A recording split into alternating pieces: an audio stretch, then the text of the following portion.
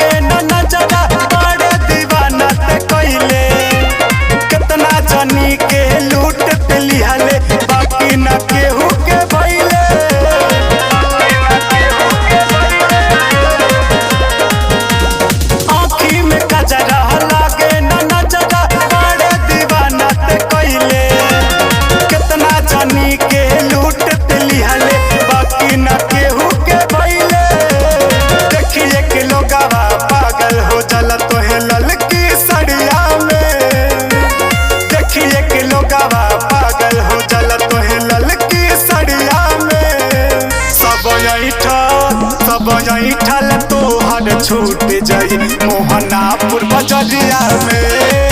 सब ऐठल तोहर छूट जाई मोहनापुर बजरिया में।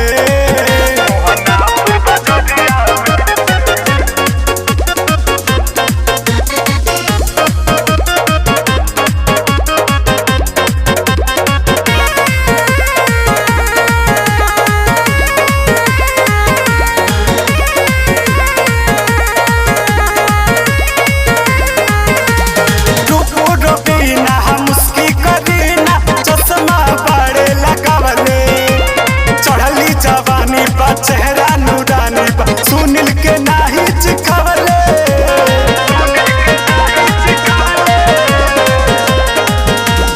टुकुरो बिना मुस्की करीना चश्मा बड़े लगावले।